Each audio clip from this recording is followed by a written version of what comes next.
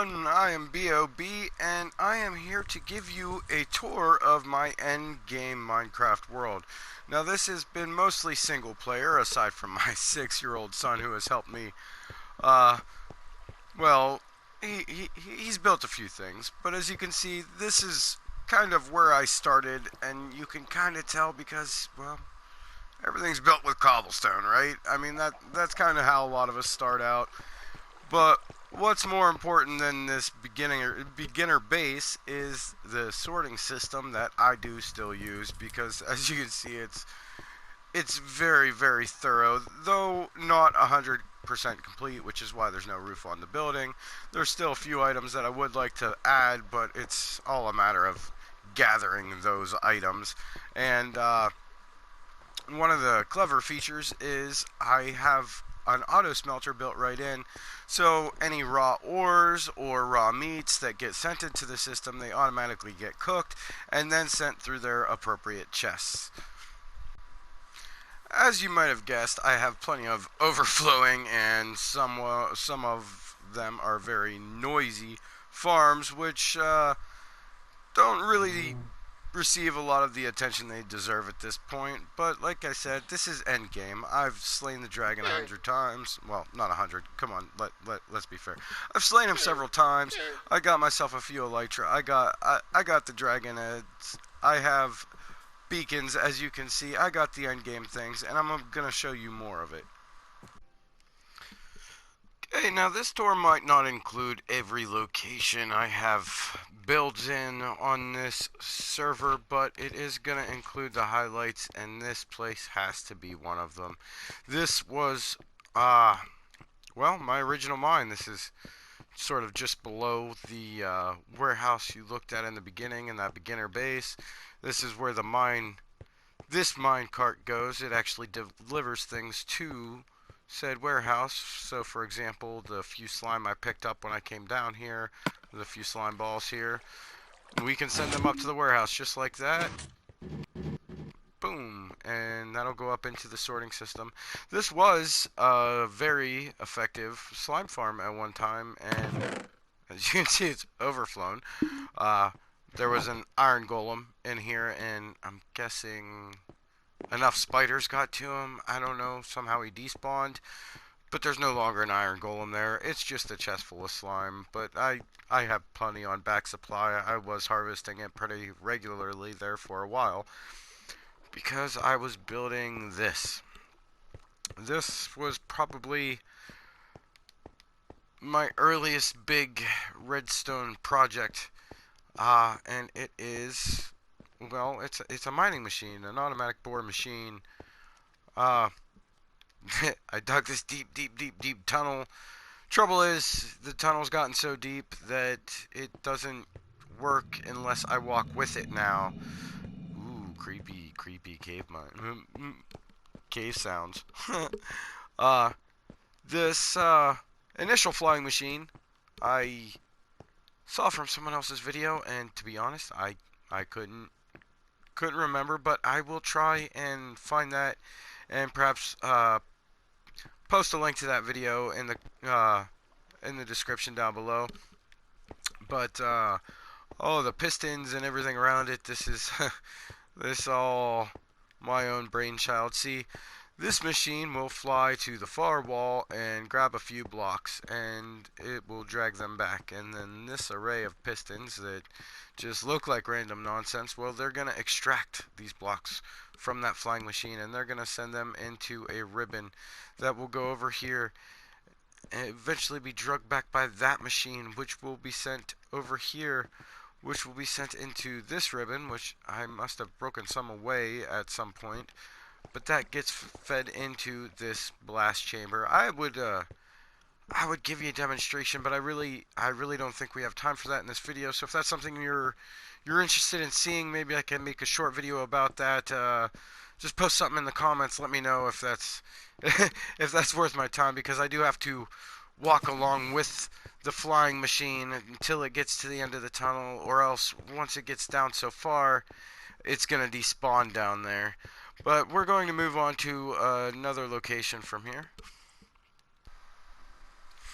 One of the things I enjoy doing in Minecraft is turning these naturally spawning structures into, uh, well, useful structures. For example, I turned this desert temple into an outpost here, which was mainly for collecting sand, but I also built a little flower farm here just for the fun of it. I've got them spread out all over the world because I've noticed the different flowers grow in different biomes. Uh, but there's nothing special inside of this. It's just a bed and a furnace and some storage. And yes, I looted down below here, which is why it's just a normal block in the center. But let's move on to another base, shall we? Now, as I have grown as a Minecrafter, so has my build style, as you might be able to tell by this build here, which I believe is just absolutely beautiful. The whole area, really. I no longer, by this point, wanted to build everything out of cobblestone. I thought, well, if I'm going to build it, I'm going to make it look good, so much so that I've even hidden my mining operation underneath this house here. And this was just a small operation, an outpost for my flower farm, which I also wanted to get away from my original mine. But you can see there's a little sorting system down in here. This little water stream sends items from, well, down from bedrock up to my sorting system here. And then I got a few extra chests for storage. A small auto smelting system here. Just right now is cooking some stone, cooking up some stone, because you never know, I use a lot of smooth stone nowadays. But that is my flower forest outpost. Oh yeah, I didn't show you this side over here, the well. I'm pretty proud of the well. It's simple, yet I don't know, it looks good and it's functional. You can actually come up here and get yourself a bucket of water from there. Now here we come flying in on our winter outpost. This is where my ice farm was, obviously. This build never got completely decorated. It was meant to be sort of a Christmas theme. I mean, this is a winter biome. There's supposed to be snow everywhere, and well, I broke a bunch of it and I never replaced a lot of it, and I think maybe these lanterns might have melted some. But here's the build. It's quite nice. I like the use of the nether brick and the white, and there's even a lot of quartz in here, which I cringe when I use it for building blocks, but it looks so good. But yeah, it's so expensive. Such an expensive block. Inside, of course, well, yeah, it's pretty bare. I meant to put in carpet and actually decorate the place, but I just didn't. I did put in fish tanks. There's a little fishy. Hello, little fishy. There's one on the other side as well, underneath the staircase. But as I said, this is my ice farm outpost. The main purpose was this back here, the ice farm. And as you can see, I got a quad beacon set up, which is giving us all our perks in this area. And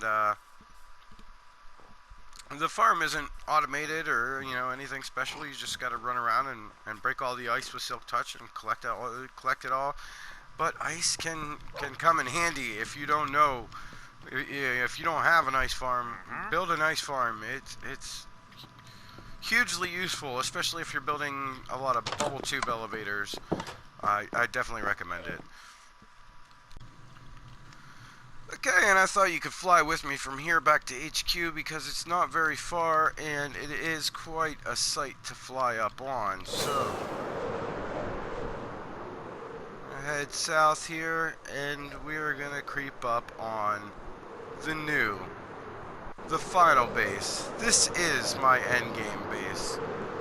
I've called it since the beginning of the build the luxury tower, and that's exactly what it is. It is a tower of luxuries, some of which are useful, some of them are just kind of fun, but we're going to explore the inside for a minute. I just want to take a look at the view here. This is Forest Mansion Mob Farm. I'm sure many of you have seen Forest Mansions before. Well, I boarded up the windows and turned one into a mob farm, and it is It's pretty ridiculous. I didn't even finish digging out the perimeter, and that would probably increase efficiency of it, but it's already very, very efficient. But let's have a look inside our luxury tower, shall we? We're gonna start off in my bedroom. Private elevator to the bedroom, and we'll step inside here. And as you can see, I've got it quite thoroughly decorated, wall to wall. I got my own private little storage system here with shulker boxes and pistons. So there's random items in each of these. Some of them are just lighting sources. There you got dyes, and if I need to take any of these with me, I can just pop it off the wall here, and boom, there we go. And I got a shulker box full of dyes. I can carry it on my way wherever I need to go. But, well, you've already seen the maid storage system. This is just a private little system that I had for my bedroom. Now here we are back up on the roof again, and you'll notice our multicolored beacon beams here, and that is a result of a contraption I've built in my son's bedroom, which is on this side of the tower. If we float down here, and he's done his decorating in here, D for Daniel, and you might have noticed these buttons here in the corner, and what these do is they actually change the color of the beacon beam, and they will cycle through a few different colors, and it is quite noisy and not exactly quick, but well, it was supposed to change colors.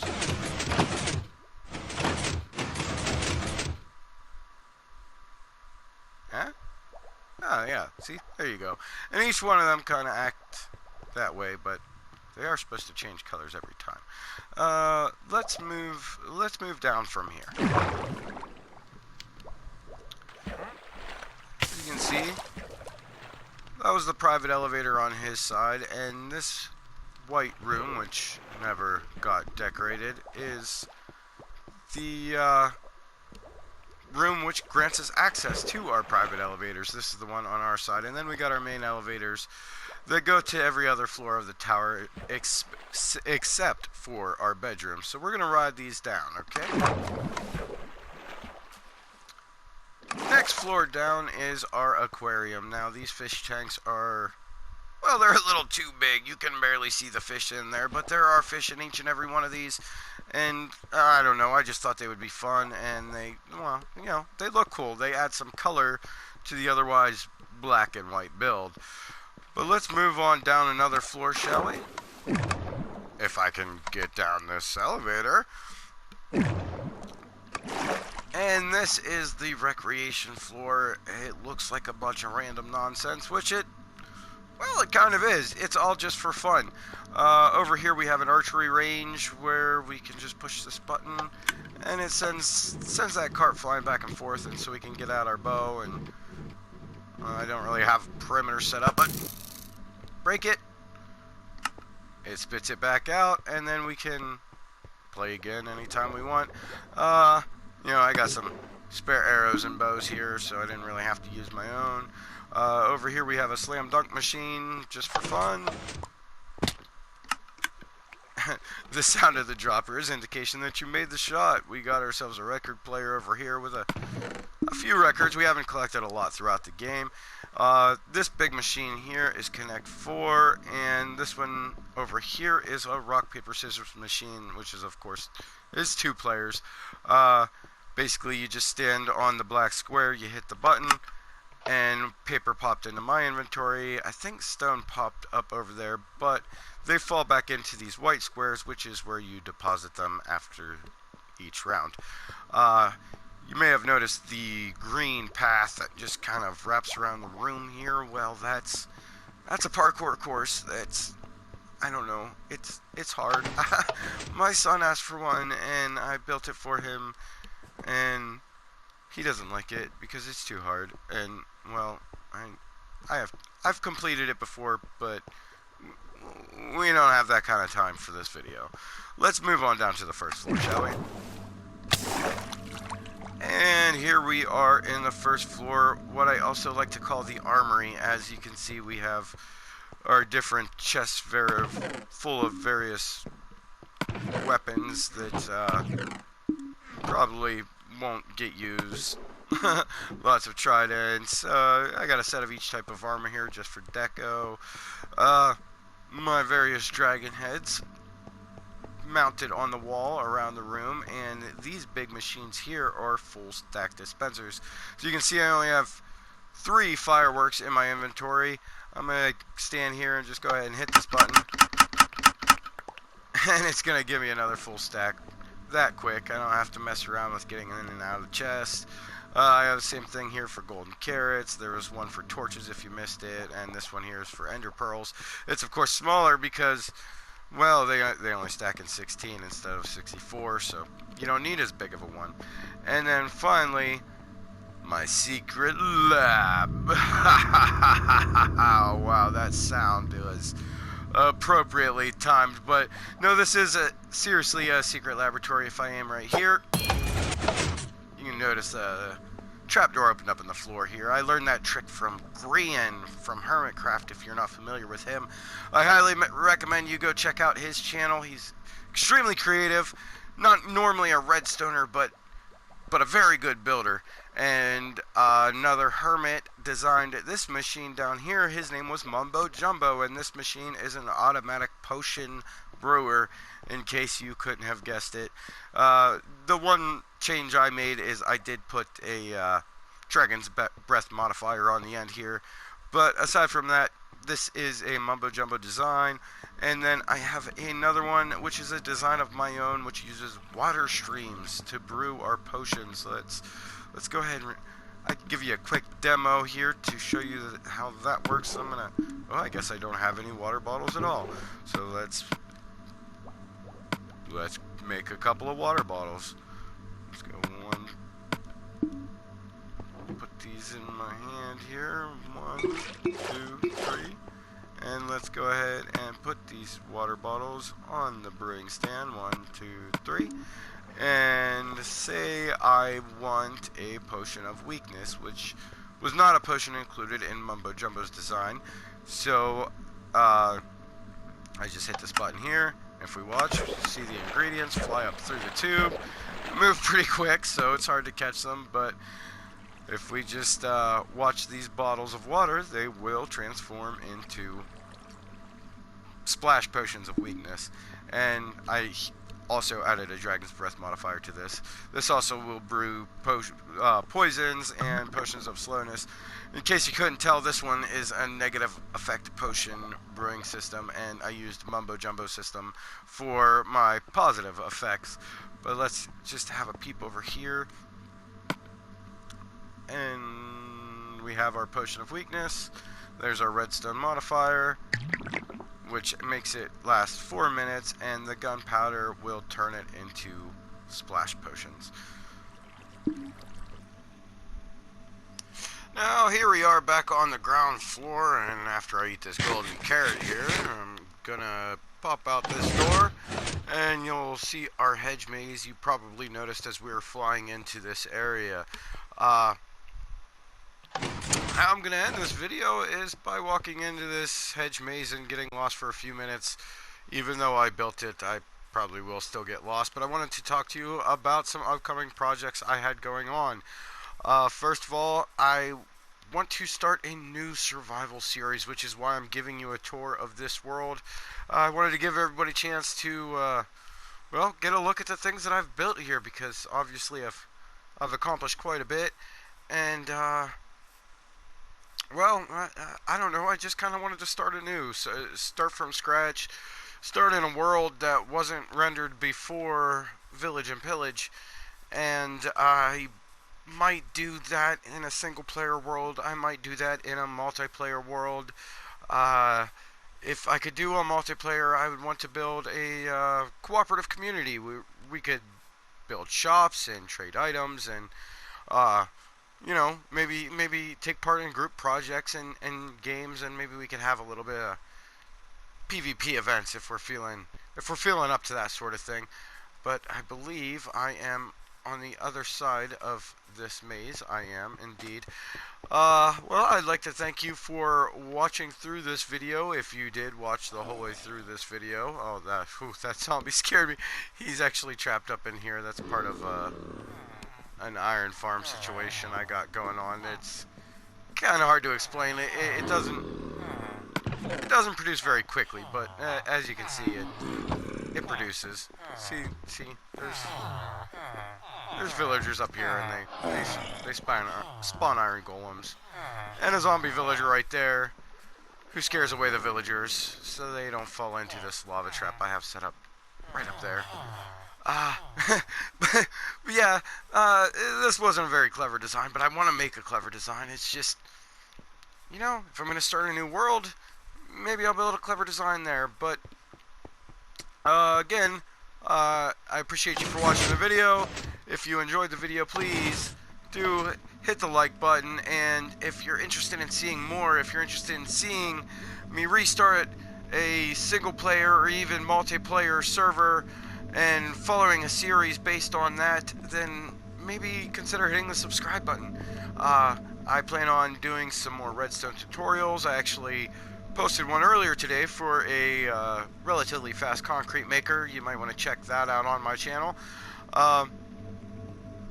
And again, I'd like to thank you for watching and taking a look at my single player world, and hopefully you'll all be interested in hearing more from me.